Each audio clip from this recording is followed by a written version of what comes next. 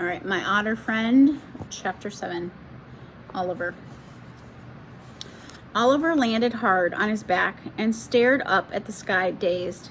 He had never been so exhausted, so frightened, and so alone in his entire life. Everything that had happened yesterday felt like a bad dream. At first, he swam hard through the black water, but before long, it grew harder and harder to move. The water felt thick and sludgy in a way he had never experienced, and it was only getting worse. It didn't matter which direction he chose. He couldn't call out for Mama. He opened his mouth once, and that was enough. A slick, slimy substance coated his mouth and throat, and he kept his mouth clamped shut tight after that. Finally, he gave up trying to swim and allowed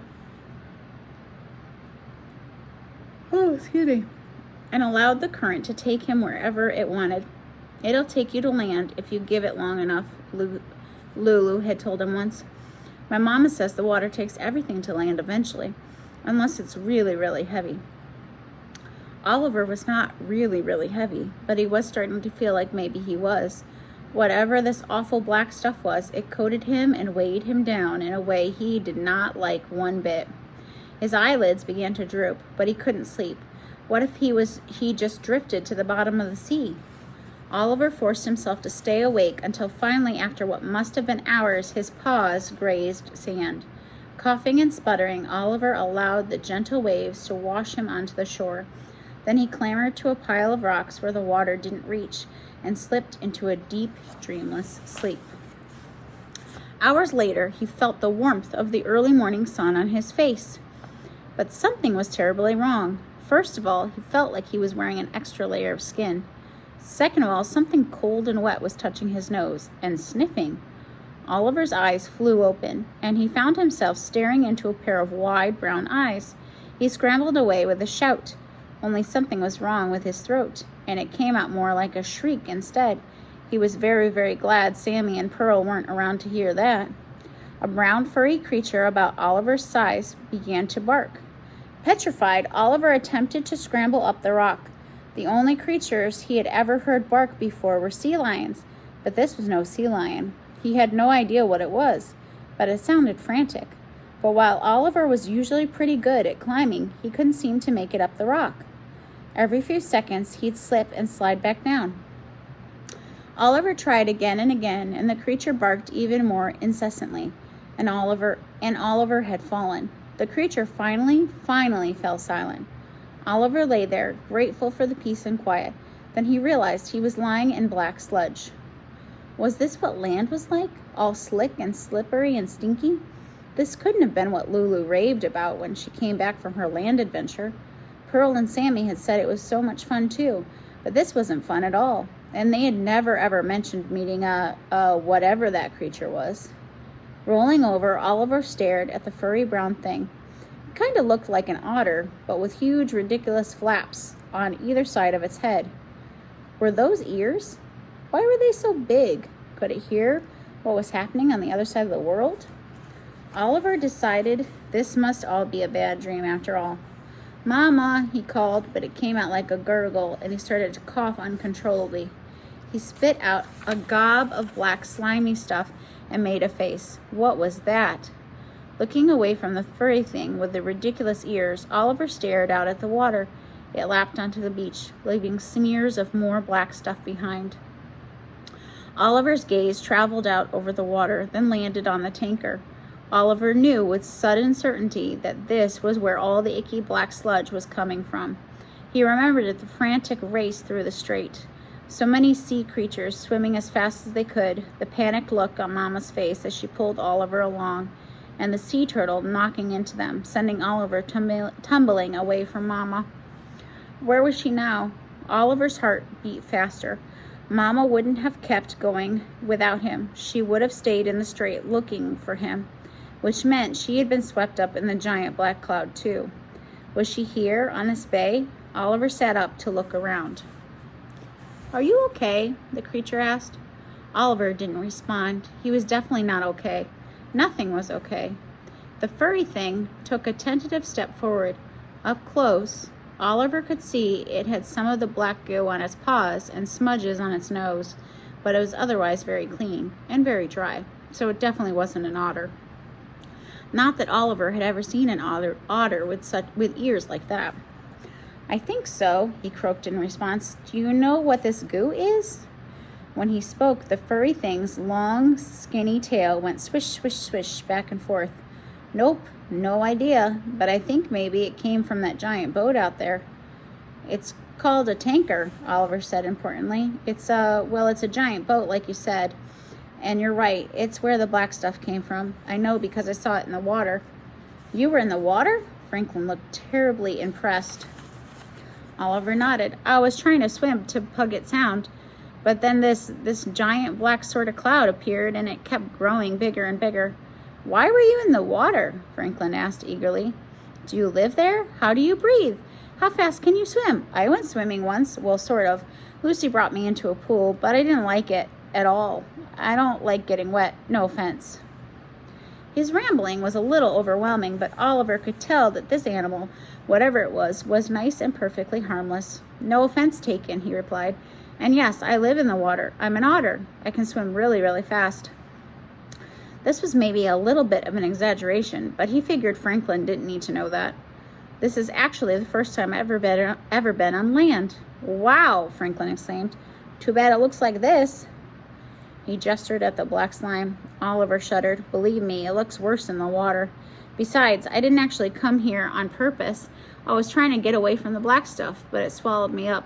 I was with my mama, but then Suddenly, a lump rose up in Oliver's throat. Franklin's tail stopped wagging, and he tilted his head to one side. "You haven't seen another otter around here, have you?" Oliver asked hopefully, trying not to cry. "Much bigger than me? Brown with a white face?" Franklin shook his head. "You're the first otter I've ever seen in my whole entire life." Oliver felt deflated. "Oh, okay. But I can help you look for her," Franklin said. "Really?" "Yeah," Franklin eyed Oliver. "Although maybe first we should try and get that black stuff off you." "How? The water's all black too." Franklin looked thoughtful. Then his face broke into a grin. "I know. Follow me." He trotted across the bay, and Oliver did his best to keep up. Of all the different ways he had imagined visiting land for the first time, none of them had been like this at all. "I bet Lucy could help us find your mama," Franklin said as they walked. "She's really, really good at hide and seek." "Is Lucy your mama?" Oliver asked. "No, she's my, Franklin seemed to struggle for words. "My girl." "Girl?" Oliver stared at him in disbelief. "You mean like a human girl?" "Yeah," Franklin said cheerfully. "She feeds me and plays with me and takes care of me." Oliver was completely mystified by this revelation. "If you don't mind me asking, what are you anyway?" "You kind of look like an otter." "I'm a dachshund." Franklin lifted his head a bit. "That's a type of dog. There's lots of types of dogs. Lucy says I'm the best type." Oh, Oliver had more questions, so many more, but a glint of gray shell had caught his eye, and he froze in his tracks. A clam was up ahead, making its way across the pebbles, and Oliver had just realized something very important. He was starving. Instinctively, he reached for the rock in his underarm pouch, the pouch with all the sticky and filled with black sludge, and it was a moment before he realized the awful truth. "My rock! It's gone!" "What rock?" Franklin asked. Oliver kept patting his underarm pouch. "You know," he began, then realized that Franklin did not know, because Franklin was not an otter. "It's a special rock. My rock. I've had it since before I can remember. All otters have a special rock. We keep them under here and use them to break open clams and stuff." He showed Franklin the pouch.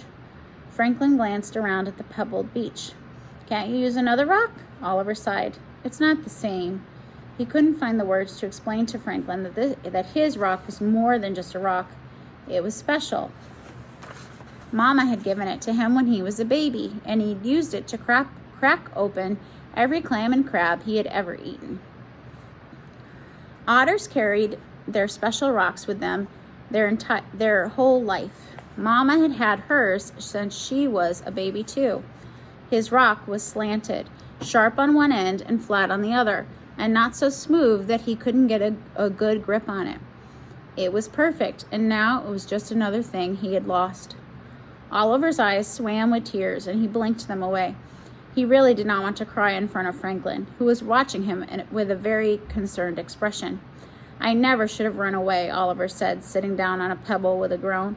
This is all my fault. Run away? Franklin repeated. What's that? I wanted to have an adventure, Oliver told him. I had never been to the land before because my mama said I wasn't old enough and it was too dangerous, but I thought I'd be fine. I always meant to go back home, but now I just lost. As he said it, a sad, empty feeling spread through his chest. Oliver had been so preoccupied with the black stuff contaminating the water that he hadn't even considered the fact that he had no idea where he was. Even if he could dive back into the water, he would have no idea which direction was home. Uh-oh, Franklin said, and Oliver looked at him. I think I accidentally ran away too. Whatever Oliver had been expecting him to say, it wasn't that. You did? Yeah, Franklin sat on his haunches, his back right leg jutting out to the side. Lucy and I were on the pier with her mom. I was on my leash, of course, but... Leash? What's that? It's a rope that attaches to my collar. Collar? That's the thing that goes around my neck. When we go on walks, Lucy holds onto the leash so we stick close together. Oliver thought this sounded extremely unpleasant, but saying so would probably be rude, so he kept it to himself. Lucy was holding the leash, and she told me to stay, but then Franklin paused, his eyes going wide and unfocused. I saw a squirrel, and you know how that is. Oliver did not know at all how or what that was. I had to chase it. I had to, Franklin said. I didn't mean to get out of my collar, but it must have been loose. I was running and running and running, and the squirrel got away, and when I finally stopped, I didn't see Lucy anywhere, and I thought we were just playing hide and seek, but maybe I ran away. It sounds like you did, Oliver said sympathetically. The sun had risen a bit higher, and the icky black gunk on his fur was getting unpleasantly warm. His stomach growled again, louder this time. To his surprise, Franklin's stomach growled right back. Franklin leaped to his feet. It's breakfast time! He looked around eagerly, tail wagging. Then it drooped. Aw, for a second there I thought maybe Lucy was coming. She always brings me breakfast. Oh well, I bet I can find some. Oliver watched bewildered as Franklin began sniffing the ground. His ridiculous ears flattened back against his head, and his tail stuck straight out behind him. It was as if his entire body was focused on sniffing. At last, he stopped and looked up. You said you like clams, right? Franklin said. When Oliver nodded, he grinned. There's a whole bunch of them this way. With that, the dog charged up in the opposite direction of the water. Oliver followed at a distance, more confused than ever. Clams didn't live on land. Everyone knew that. And how would Franklin even know where they were? Surely he couldn't have smelled them. Oliver took a good long whiff of the air, but all he smelled was the stinky black goo matted on his fur. They made their way onto the grass and then over a hill. Lulu had told Oliver all about grass and hills from her adventure on land. She had even brought back a pretty yellow thing called a flower, but Oliver didn't see any of those around. Ta-da! Franklin said at last. Oliver saw he was looking at a pink and blue sack with tables outside and chairs stacked up against the wall. Mystified, he followed Franklin around to the back of the sack. What is this place? I don't know what it's called, but when people play on the beach, they come here to rinse the sand off their feet and then eat food, Franklin explained. Lucy's brought me a few different ones. Look. He trotted over to a patch of hard gray ground in the middle of the grass. There was a small hole in the ground with a grate over it and a long metal pipe that stuck out way, way high over Oliver's head. At the top, it curved over and pointed straight down again.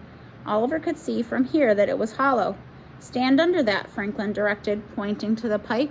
Oliver moved over and stood in the center of the circle, glancing around uncertainly.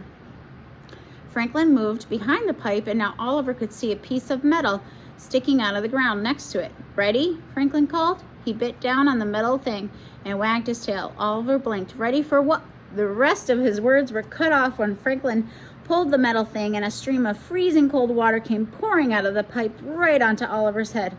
Ugh! Meh! Phh! Oliver sputtered. For maybe a half a second, he felt a little indignant. Then he saw the icky black stuff running off his fur, streaming across the hard ground and slipping down the hole with the grate. Oliver tilted his head back so that the water poured directly into his mouth.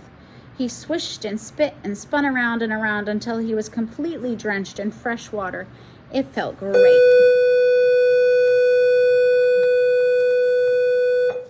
It felt great. All done? Franklin asked over the sound of the water rushing out of the pipe. Yeah. Franklin pulled the metal thing back to its starting position, and the stream of water slowed to a trickle. Oliver sighed happily, giving his back end a little wiggle to shake off the excess water. That was perfect, he said, beaming at Franklin. Thanks. No problem, Franklin said. It's called a shower. Lucy made me use one when I got muddy at the beach once. Her mom wouldn't let me in the car until they'd rinse me off. I hated it. Not the mud, the water.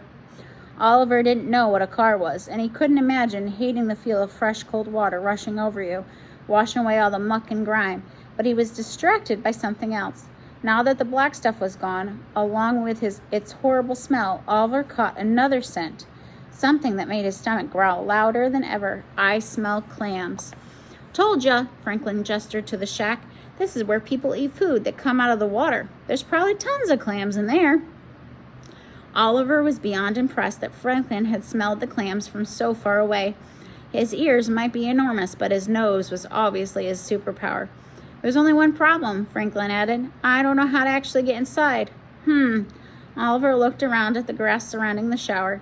He spied a big, heavy rock and hurried over to examine it. This is perfect. But do you have a clam yet? I'm not going to use it on a clam. Oliver faced the shack, a wide smile on his face. I'm going to use it to open that. He's going to use it to open what? I guess we'll have to find out.